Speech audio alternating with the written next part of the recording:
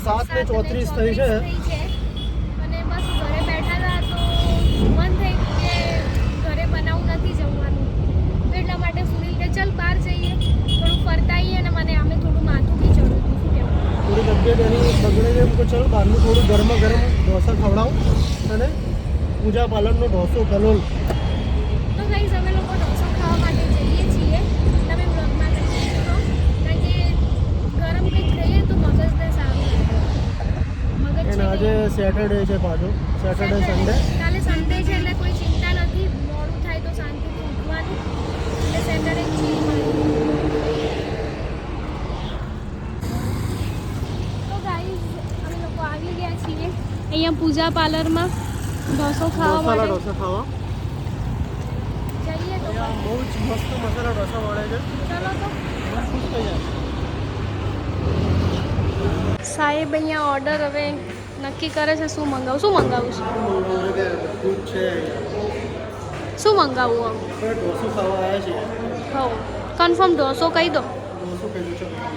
અને થોડો ફાસ્ટ આવી જાય એવું કહેજો. સબ્જી રોટી નહીં ખાવી મને. જો તો ખરી, મને સબ્જી રોટી ખાવાનું મન નહીં. ઢોસો ખાવો છે એમ? ઢોસો મસાલા ઢોસો મંગાવી દો. ઓકે ઢોસો આવી ગયો છે, જોવો સરસ મજાનો. ચાલુ કરી દો હવે, ચાલુ. હા તને ચખવાનું કે આનો તો ટેસ્ટી જ હોય, ઢોસો મસ્ત હોય. મસ્ત છે ને. વધારે સ્પાઇસી નહીં હોય એટલે સારું, મસ્ત મીઠો મસ્ત બટેકાનો મસાલો છે, સરસ નોર્મલ. પ્યાઝ ડુંગળીનો મસાલો કરી દો મસ્ત. મસાલો કરી દઉં છું. મને ભૂખ વધારે લાગી હતી ને એટલે બહુ ભૂખ લાગે ને એટલે એવું થાય ક્યારે કર્યું મોઢામાં જાય ને. હવે પણ લો બરાબર. તમે ટેસ્ટ કરો, કેવું લાગે? મસ્ત નહીં? સરસ. એક નંબર. મસાલો બોલ, પતી ગયું ખાવાનું? એક ઢોસો પતી ગયો. અને બીજો પણ ઓર્ડર કરી દીધો છે. સારો લાગ્યો ને એટલા માટે. સારો લાગ્યો એટલા માટે. ટેસ્ટી. બરાબર ઓકે. બધા એમ કહે છે કે બહારનું ના ખાવું જોઈએ. પબ્લિક કેટલી જાય જો અમે બહારનું ખાવું. બહુ જ પબ્લિક છે. આખી હોટલ ફૂલ છે, આખી હોટલ ફૂલ છે. બોલો હોટલ ફૂલ છે ને. બહારનું ખાવાની ચલો. જે મજા એ ક્યાંય નહીં. તો ચલો બીજો પણ ઢોસો ફિનિશ કરવાનો છે હવે, તો આગળ બન્યા રહેજો. પહેલાં ગેસ પુરાવા જવું પડશે, બરાબર? ગેસ પુરાવીને પછી પેલી બાજુ આપણે જે લેવાનું છે વસ્તુ બધી લઈને પછી આ બાજુ પાન ખાવા જઈશું પાછું. પાન ખાવા જઈશું.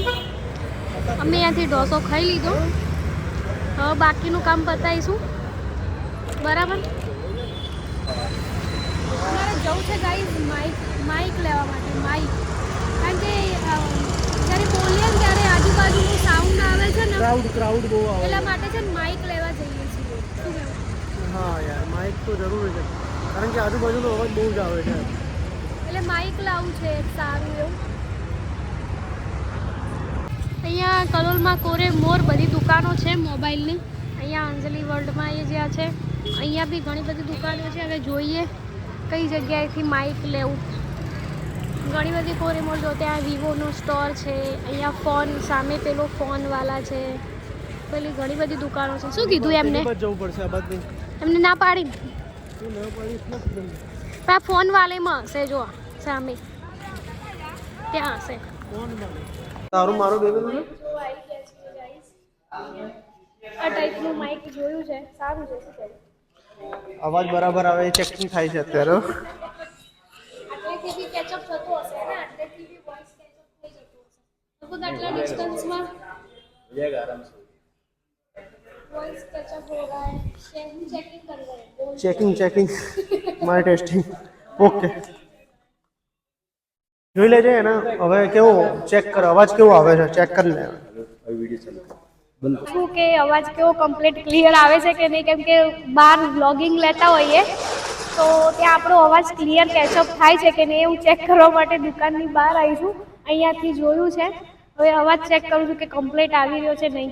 કમ્પ્લીટ મારા ખ્યાલથી તો આવતો જ હશે, કારણ કે આમાં તો કે બહારનો કોઈ ક્રાઉડ ના આવવો જોઈએ, તો કેવું કે અમારો વોઇસ બી ક્લિયર આવે. પણ આ એક સરસ મજાનું સ્પીકર લીધું છે. એટીએમ में काटी बोलो તો ઓનલાઈન કરી દો નું 100 રૂપિયા कर दे हम બરાબર. આ તમને ઘરે જઈને બતાવીશ. पेट्रोल पंप पर ઓકે थैंक यू ચલો, મસ્ત મજાનું લઈ લીધું છે સ્પીકર चलो थैंक यू સાહેબે. સારું છે ને, બહુ જ મસ્ત છે યાર. એમનો સ્વભાવ પણ એક નંબર હતો. પણ અહીંયા કલોલમાં પૂજારામાં આવ્યા હતા ગાઈઝ. તમારે કંઈ લેવું હોય ઇલેક્ટ્રોનિકનું તો તમે આવી શકો છો. બહુ જ સારી શોપ છે, રેટ પણ બહુ રિઝનેબલ હોય છે. કલોલમાં પૂજારા કરીને છે, બહુ બેસ્ટ માણસ છે એમ. અરે નેચર કેટલો મસ્ત છે લોકોનો. નેચર યાર બહુ જ મસ્ત છે. એ પૂજા ફાસ્ટ ફૂડની સામે છે, પૂજા ફાસ્ટ ફૂડ છે એની સામે પૂજારા કરીને છે. હમણાં નવો 3 મંથ જ થયા છે, પણ નેચર બહુ સારું છે અને વસ્તુઓના રેટ પણ બહુ રિઝનેબલ છે. તો ગાઈઝ આવો તમે. સુનિલજી બેસી ગયા છે ગાડીમાં. કેવું લાગ્યું? આપણે લેવા આવ્યા હતા, શું લીધું શું? યાર એક જરૂરી છે ને ગાઈઝ અમારે લેવાનું હતું, માઇક લેવાનું હતું જે વ્લોગિંગને એના માટે, અને ખર્ચો કરી દીધો સ્પીકરનો. જો આવું સ્પીકર લીધું ને પાછું સ્પીકરની સાથે જ મસ્ત સરસ મજાનું નાનું એવું મસ્ત માઇક છે જે મને ગાવાનો બહુ શોખ છે, એટલા માટે મારું મન એમાં લાગી ગયું એટલે મેં એ લઈ લીધું. ચલો જાણ, હવે જઈએ છીએ ગાડીમાં, પેટ્રોલ એવું પુરાવીશું પછી ડાયરેક્ટ ઘરે. Going to home.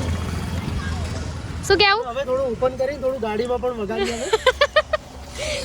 ચાલુ કરું ગાઈસ, પછી હું તમને બતાવું. બહુ મસ્ત સાઉન્ડ ક્વોલિટી છે એની. શું કે આ માઈક છે તો આજે કેટલા વાગ્યા એ થોડું વિચારવું પડશે. અહીંયા ગાય છે ને, અહીંયા અવાજ આવે. યુટ્યુબમાં પણ સબસ્ક્રાઇબર તેજીથી વધી રહ્યા છે. તમારો સપોર્ટ બહુ છે, એના માટે થેન્ક યુ સો મચ. ઢેલડી એવું કહેજો, સપોર્ટ કરતા રહેજો. ઢેલડી અહીંયા ભાઈ બંધ કરી દે થોડી વાર. હવે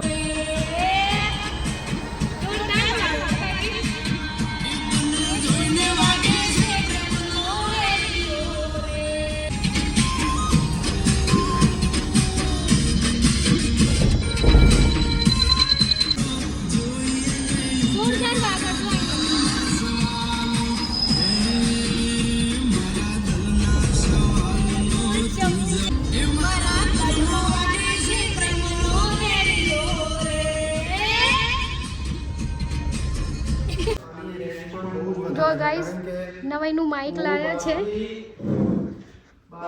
તો અવાજ જ ચેક કર કરે છે. બાકી ચેક કરો અવાજ અને રેન્જ બહુ વધારે છે. બરાબર તો આપણે હવે કાલે સન્ડે છે તો સન્ડે આનું પ્રમોશન કરીશું ફ્રી અપમાં, કારણ કે પ્રોડક્ટ સારી છે અને બધા લે એવી આશા રાખીએ છીએ. ફ્લોપ જાય નહીં. લાઇન્સ આ કંપની લાઇન્સ કંપનીનું છે તો બહુ જ મસ્ત છે એમ મારું કેવું છે. પછી બીજાને ગમે ના ગમે એની ખબર નહીં. બાકી આનું જે બેટરી બેકઅપ છે પણ 1200 mAh ના વધારે પડશે. ઓકે, ઘડિયાળમાં વાગી ગયા છે 10:30 વાગ્યા છે. ઘણા બધા ગીતો ગાઈ, સારો એન્જોય કર્યો. મને છે ને રિયાલીમાં મને ગાવાનો બહુ શોખ છે, વધારે પડતો મને ગાવાનો શોખ છે. તો પછી બસ માઇક હતું તો 1-2 ગીત ગાઈ મારા અવાજમાં, બહુ મજા આવી મને. અને હવે વાગી ગયા છે 10:30. હજી સાહેબ તો આમાંથી મથવાનું જ બંધ નહીં કરતા, પણ મને આવી છે ઊંઘ હવે. તો આપણે વ્લોગનો અહીંયા એન્ડ કરીશું. મળીએ એક નવા વ્લોગ સાથે. ત્યાં સુધી બધાને bye bye, good night, take care.